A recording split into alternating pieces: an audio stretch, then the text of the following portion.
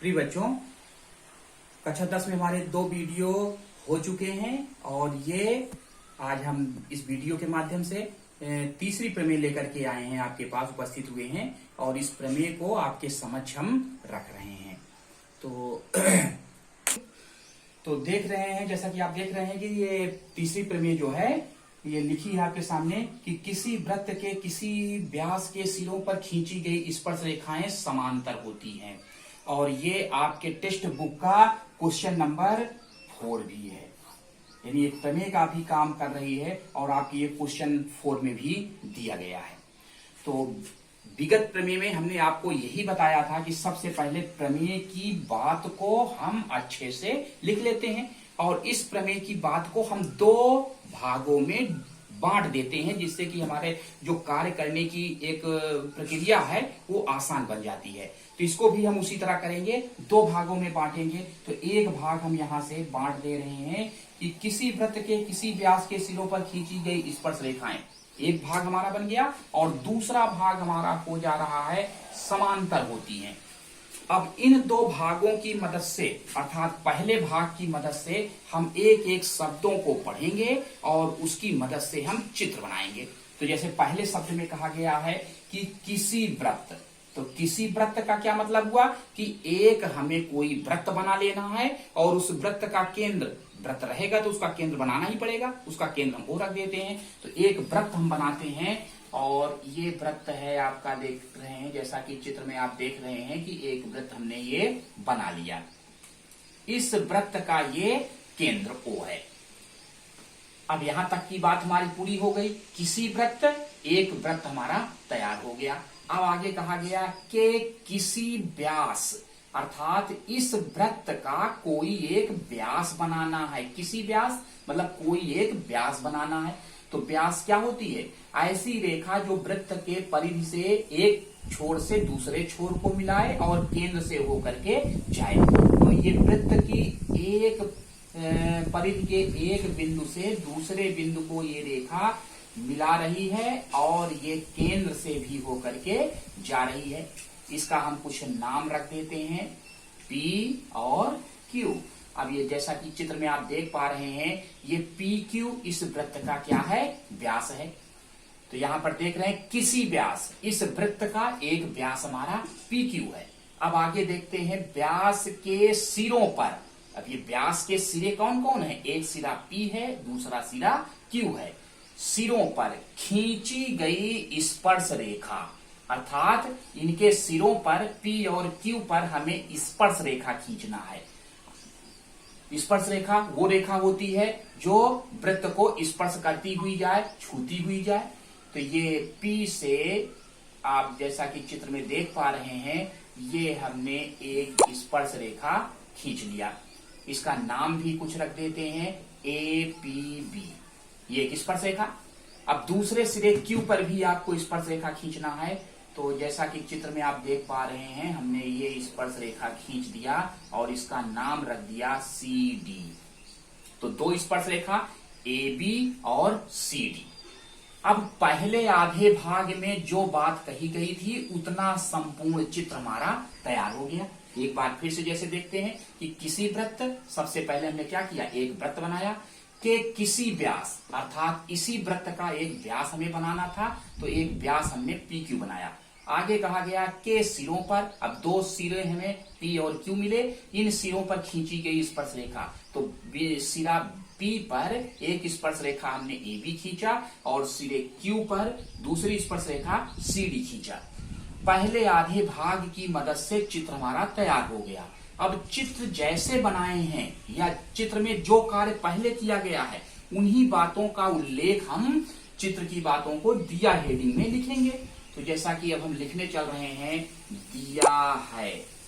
अब दिया है में सबसे पहले हमने क्या काम किया है? सबसे पहले किए थे कि एक वृत्त बनाए थे जिसका केंद्र O है। तो यहां पर लिखेंगे कि एक वृत्त जिसका केंद्र O है। इसके बाद दूसरा काम हमने क्या किया? दूसरा काम ये किए थे कि इस वृत्त का व्यास बनाए थे।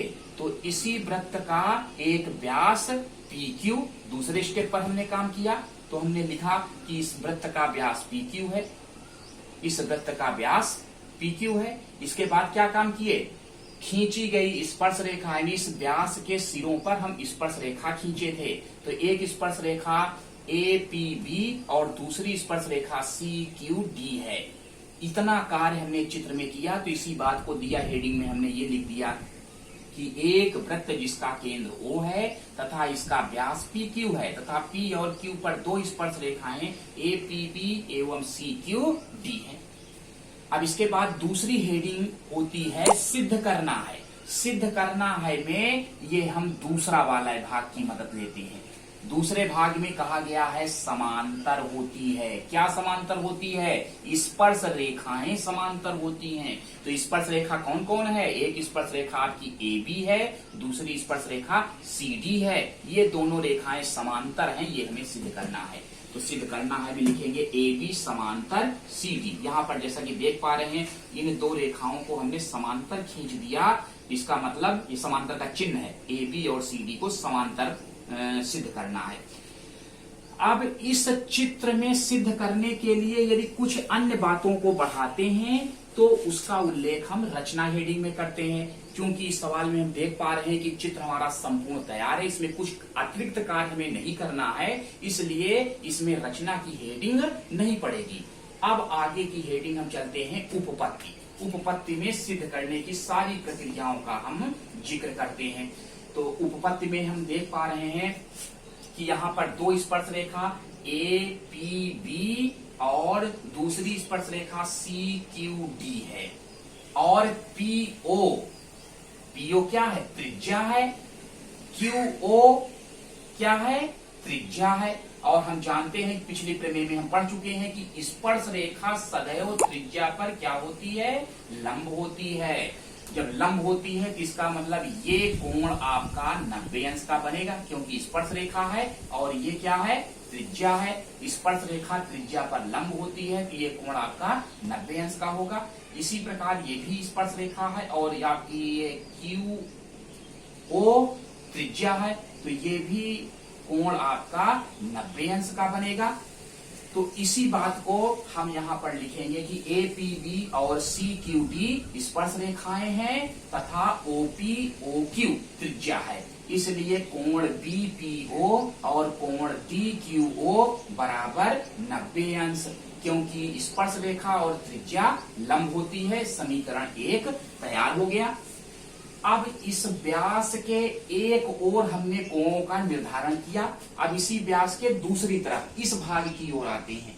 इस भाग में देखते हैं कि कोण APO ये भी आपका 90 अंश होगा, क्योंकि स्पर्श रेखा त्रिज्या है, और ये भी आपका कोण 90 अंश होगा क्योंकि ये भी एक स्पर्श रेखा है और ये आपकी त्रिज्या है। इसी बात को फिर से लिखेंगे दूसरे समीकरण के द्वारा कि APO बराबर होगा CQO। ये दोनों कोण आपके 90 अंश के होंगे। ये समीकरण 2 तैयार हो गया। अब हम इसको सिद्ध करना है कि दोनों रेखाएं समांतर होती हैं। तो दो रेखाएं समांतर कब होती हैं, जब दोनों के एकांतर कोण बराबर हो जाएं। एकांतर कोण का क्या मतलब है कि एक रेखा के अंतर पर जो कोण हो, अर्थात जैसे ये कोण देख पा रहे हैं इस रेखा के व्यास के एक ओर है और यहाँ पर ये व्यास के दूसरी ओर है। तो ये कोण और ये कोण एकांतर कोण है।